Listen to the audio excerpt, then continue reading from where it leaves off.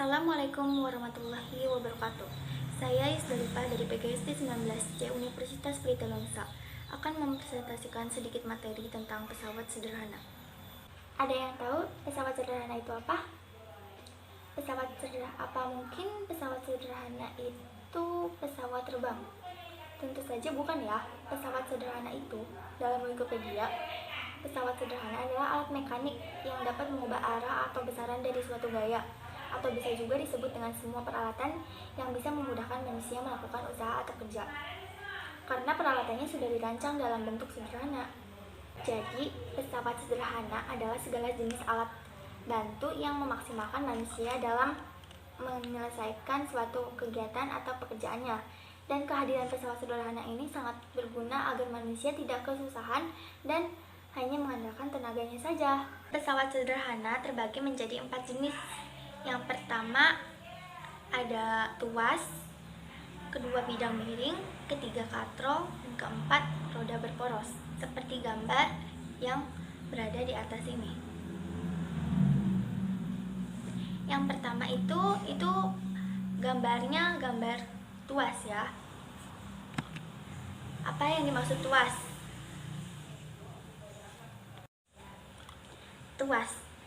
Tuas itu adalah semua benda yang keras dan bila berputar dengan berpusat pada satu titik atau alat yang berfungsi antara lain untuk mencabut, mengangkat, menggeser suatu benda baik yang berbobot berat maupun yang berbobot ringan.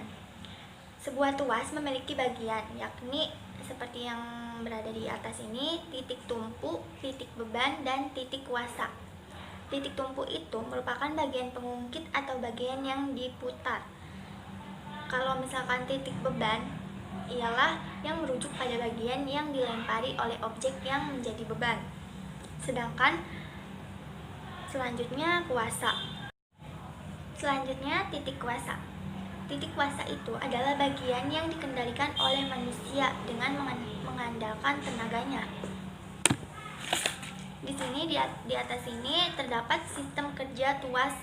Ada 3 bagian, yaitu titik tumpu atau tempat tumpuan bagi pengungkit.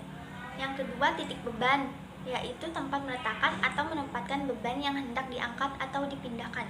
Ketiga titik kuasa maksudnya adalah titik di mana gaya kuasa diberikan.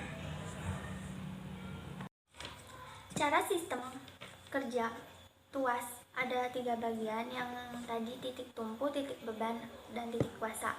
Cara sistem kerjanya itu seperti misal saat menggerakkan benda dengan memakai tuas, maka kamu menempatkan benda di salah satu ujung tuas dan memasang batu atau benda sebagai titik tumpunya yang ada dekat benda. Diberikan gaya sampai benda itu bergeser dan bisa diangkat. Dengan penggunaan pengungkit yang benar, maka benda yang berat akan terasa lebih ringan. Dan tuas pengungkit ini mempunyai beberapa jenis dilihat dari titik poros yang dipakainya, yaitu di sini ada tuas jenis pertama. Jadi, tuas jenis pertama ini merupakan tuas yang titik tumpunya berada di tengah atau di antara titik beban dan titik kuasa. Contohnya itu seperti yang ada pada slide presentasi. Itu tuh jungkat-jungkit. Contoh lainnya seperti gunting, pemotong kuku atau gunting kuku, dan jepitan jemuran. Lalu selanjutnya ada tuas jenis kedua. Jenis tuas ini mempunyai poros yang diletakkan di salah satu ujungnya. Susunan dari tuas ini adalah titik poros, beban, lalu kuasa. Contohnya itu seperti gerobak beroda 1, seperti yang di atas ini. Pada gambar tersebut terdapat ujung dari untuk mendorong itu tuh titik kuasa untuk kita mendorong. Nah, yang bebannya itu berada di tengah. Misalkan kamu menaruh batu atau apa, itu kita ditaruh tengah, dan titik tumpunya itu pada roda tersebut. Seperti itu. Contoh lainnya dari itu tuh dari jenis tuas jenis kedua yaitu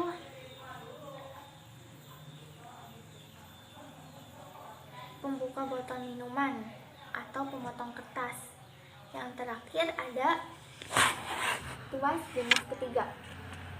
Tuas jenis ketiga ini mempunyai bentuk yang mirip dengan tuas jenis kedua, hampir mirip ya. Jenis tuas kedua yang dimana porosnya berada pada salah satu ujungnya, yang membedakan yaitu susunannya. Yang membedakan hanya susunannya. Susunan tuas di sini adalah poros, kuasa, dan beban. Contohnya seperti skop yang digunakan untuk membedakan pasir atau tanah. Selanjutnya ada bidang miring. Apa sih yang dimaksud dengan bidang miring? Jadi bidang miring itu adalah merupakan jenis pesawat sederhana yang memanfaatkan alas yang berupa miring buat memudahkan pergeseran benda atau mengangkat benda yang berat. Contohnya berada pada atas presentasi, slide presentasi, di sampingnya itu terdapat seseorang yang sedang mengangkat atau mendorong bola.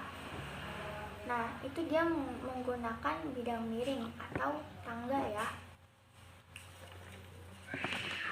Contoh lain dari bidang miring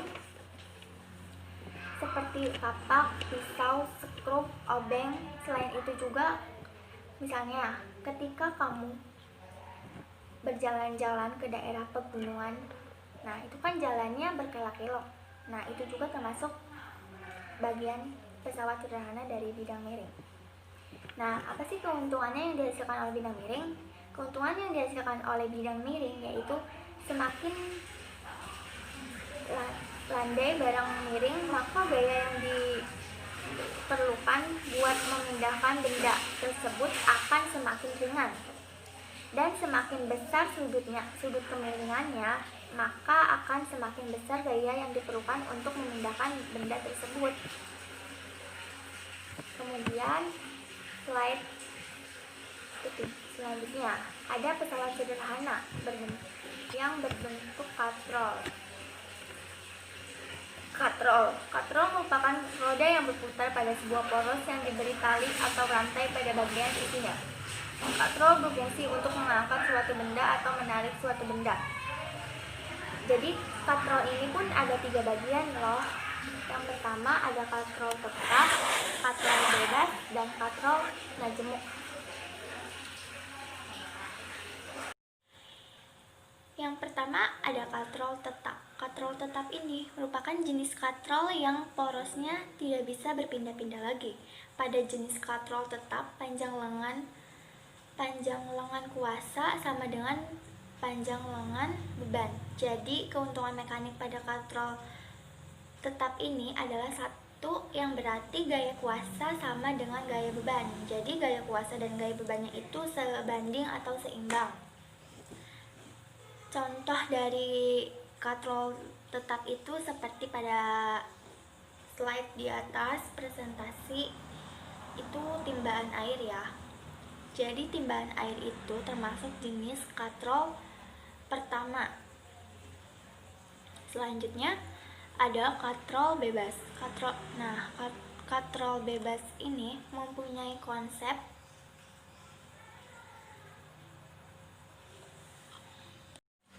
yang pertama itu ada katrol tetap.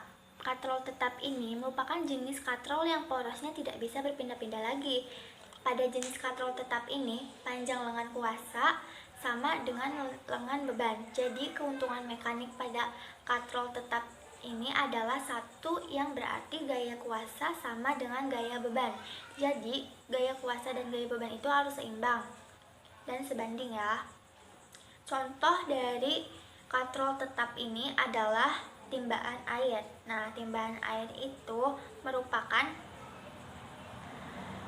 contoh jenis katrol pertama. Yang kedua ada katrol bebas. Nah, katrol bebas ini mempunyai konsep yang bisa bergerak dan salah satu dari ujung tali yang dipasang tetap. Contohnya seperti pada gambar di atas ya. Ada sebuah peti yang diangkat atau diangkat ya menggunakan katrol ya. Nah, ini menggunakan katrol jenis kedua atau katrol bebas. Atau contoh lainnya itu seperti pada katrol flying fox ya. Keuntungan mekanik pada katrol bebas ini yaitu panjang lengan kuasa sama dengan 2 kali panjang lengan beban. Jadinya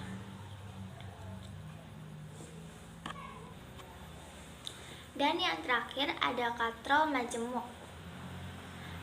Katrol jenis ini menggabungkan dari 2 jenis katrol yang sebelumnya, di mana ada 2 lebih dan 1 katrol yang salah satunya dipasang tetap. Contoh pada katrol ini yaitu roda berporos. Roda berporos itu jenisnya seperti sepeda. Nah, sepeda itu yang di bagian bawahnya yang untuk mengayuh atau rantainya itu termasuk roda berporos atau jenis katrol majemuk.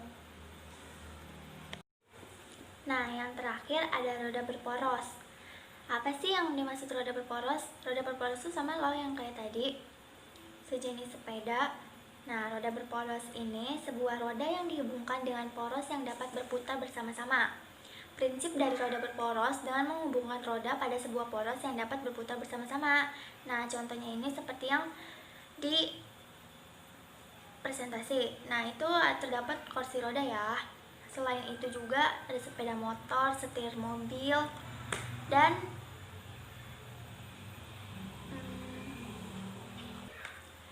gerenda atau lain-lain ya.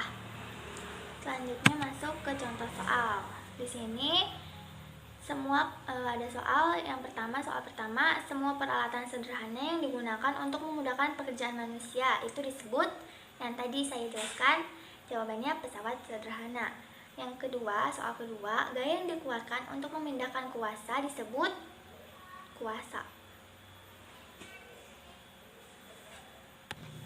Mohon maaf, bukan memindahkan kuasa, tetapi gaya yang dikeluarkan untuk memindahkan beban disebut kuasa jawabannya ya. Nah, contoh tuas jenis kedua yaitu gerobak. Sekian presentasi dari saya. Mohon maaf bila ada kesalahan dalam materi yang saya sampaikan. Terima kasih atas perhatiannya. Wassalamualaikum warahmatullahi wabarakatuh.